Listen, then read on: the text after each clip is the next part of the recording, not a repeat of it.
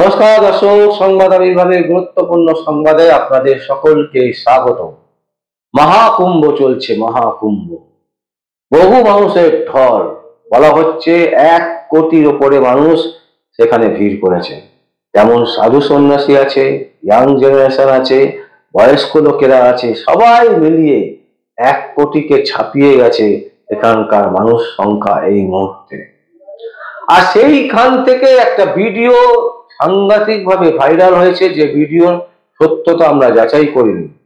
তবে আমাদের কাছে মনে হয়েছে যে মহাকুম্ভে যেখানে সাধু সন্ন্যাসীরা আছেন, সেইখানেও এই ধরনের নোংরা জিনিস দেখতে হবে। কি নোংরা? একজন মেয়ে, একটি মেয়ে, তাকে দেখা যাচ্ছে তোয়ালে গায়ে দিয়ে তিনি দিব্যি ঘুরে বেড়াচ্ছেন নদীর ধারে। এমনকি তিনি স্নানও করছেন সেখানে গিয়ে সবার সামনে, এবং সেটা ভিডিও করা হয়েছে এবং সেই ভিডিও ভাইরাল করা হয়েছে, এবং সেই ভাইরাল ভিডিও আমাদের কাছে এসে পড়েছে। আমরা আপনাদের সামনে সেই সংবাদই তুলে ধরছি।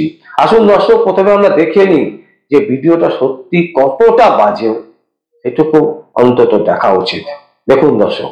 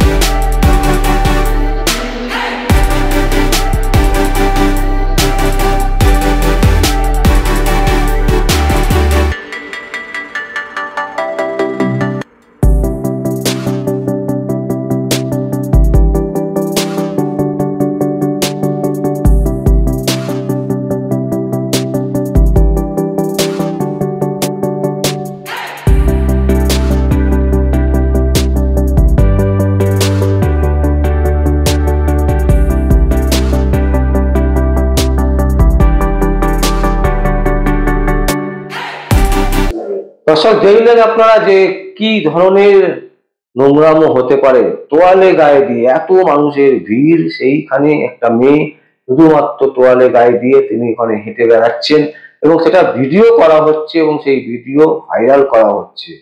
ভাবা যায় যে আমাদের ভারতবর্ষের কালচার কোন জায়গায় চলে গেছে। আমরা গতকাল একটা সংবাদ আপনাদের সামনে তুলে ধরেছিলাম। উদিত নারায়ণ, এত বড় একজন শিল্পী, তিনি কি করছেন? মহিলাদেরকে একের পর এক কিস দিচ্ছেন, এবং সেটা ভাইরাল হয়েছে। কিন্তু সেই ভাইরাল হওয়ার পরেও উদিত নারায়ণ কিন্তু এখনো পর্যন্ত দুঃখ প্রকাশ করেননি। এইটা কিন্তু একদম স্পষ্ট।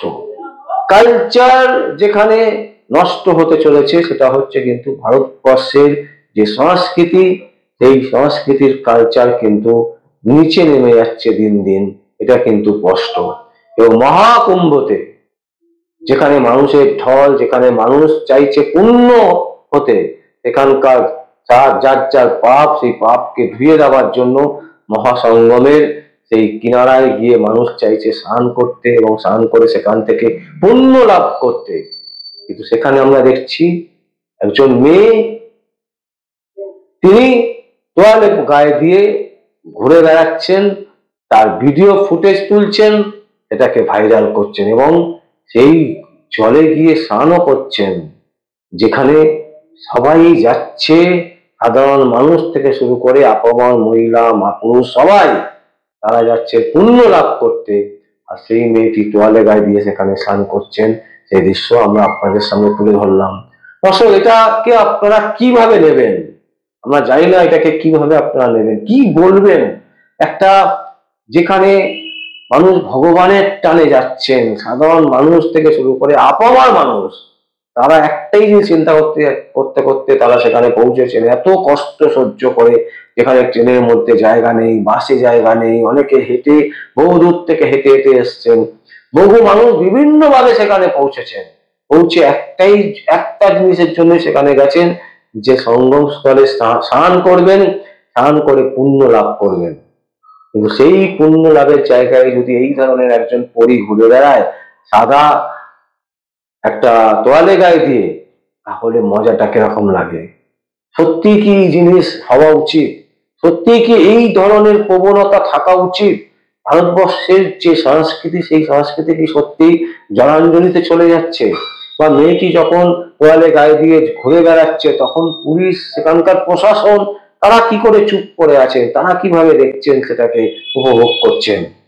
এবং এইভাবে যদি কোনো মেয়ে উপভোগ করার জন্য, সম্ভব করার জন্য যদি উৎসাহ প্রদান করেন, তাহলে যারা পুরুষরা আছেন তারা কি করবেন? এবং এই কারণে কিন্তু যদি কোনো অঘটন ঘটে সেখানে, তার দায় কে নেবে? বিষয়টা কিন্তু অত সহজভাবে নিলে চলবে না। মেয়েটি হয়তো ভাবছে যে আমাকে দেখতে সুন্দর, আমি তোয়ালে গায়ে দিয়ে ঘুরছি, আমার ব্যাপার, আমার যা ইচ্ছে আমি তাই গায়ে দিয়ে ঘুরতে পারি এবং ঘুরে আমি স্নান করতে পারি, পারি। কিন্তু কোন জায়গায় আমি আছি সেটাও আমাকে বুঝতে হবে। যেটা কোনো বাড়ির চোখ তোয়ালের মধ্যে নয়, বাড়ির চার দেয়াল আটকানো, সেখানে আমি স্নান করছি তোয়ালে গায়ে দিয়ে, এটা মানায়। কিন্তু এরকম প্রকাশ্যে, এবং সেটা ভিডিও ফুটেজ করে সেই ভিডিও ফুটেজ ভাইরাল করা হচ্ছে, এটা একটা ভাবাই যায় না যে আমরা কোন জায়গায় পৌঁছচ্ছি, কোথায় নেমে যাচ্ছে আমাদের সংস্কৃতি, আমাদের কালচার। আমরা আমরা সত্যি কথা বলছি, স্তম্ভিত, আমরা ক্ষুব্ধ বলতে পারেন, আমরা রাগান্বিত, এবং আমরা মনে মনে আমরা ভাবছি যে কিভাবে সুরা হতে পারে, কেন প্রশাসন তাকে আটকালো না? সেখানে যখন করছে, এত মানুষের ভিড়, এত মানুষ আছে সেখানে, সেখানে প্রশাসন আছে, যোগীরাজের প্রশাসন আছে, সেই প্রশাসনও কি তাকে আটকালো না? আজকে এই ধরনের দৃশ্য দেখার পর কারোর মধ্যে যদি কাম বাসনা জাগে, এবং সেক্ষেত্রে যদি কোনো অঘটন ঘটে, তার দায় কে নেবে? দর্শক, আমরা সাদাকে সাদা, কালোকে কালো বলতে ভয় পাই না, তাই এই ধরনের একদম সহজ কথা সহজ ভাবে বলতে আমাদের কখনোই বাধে না। আমরা আপনাদের সামনে যেটা ফ্যাক্ট, যেটা ঘটনা, সেটা আপনাদের সামনে তুলে ধরলাম, এবং এটাও বলছি যে এই ভিডিও যে সত্যি সত্যি তৈরি করা নয়, সেটাও আমরা কিন্তু জানি না, কারণ এর কোনো সত্যতা আমরা যাচাই করিনি। কিন্তু একটা জিনিস স্পষ্ট, সেটা হচ্ছে সেখানকারই ভিডিও, এই ভিডিওতে কিন্তু পরিষ্কার বোঝা যাচ্ছে প্রয়াগরাজের সঙ্গম স্থলে যে এই ঘটনাটা ঘটেছে, এবং সেখানকার যে ভিডিও, এটা কিন্তু স্পষ্ট বোঝা যাচ্ছে এই ভিডিওতে। তাই আমরা ভারতবর্ষের সংস্কৃতির যে অপভ্রংশ হচ্ছে, সেই দৃশ্য সত্যি সত্যি আমাদের কাছে খারাপ লাগছে, আমাদের বেদনাদায়ক মনে হচ্ছে, এবং আমরা মনে করি প্রত্যেকটা বাবা মাকে এ ব্যাপারে স্ট্রিক্ট হতে হবে, এ ব্যাপারে সজাগ হতে হবে।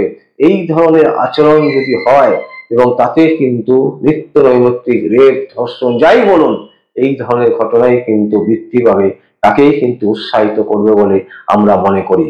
দর্শক, আমরা আপনাদের সামনে এই সংবাদ তুলে ধরলাম। যদি আপনাদের কোনো বক্তব্য থাকে, কোনো কমেন্ট থাকে, অবশ্যই আপনারা কমেন্ট বক্সে কমেন্ট করবেন। আর দেখতে থাকুন পরবর্তী সংবাদ, সংবাদ আবির্ভাবে। আমার নাম বিশ্বজিৎ পাল, সংবাদ আবির্ভাবের জন্য।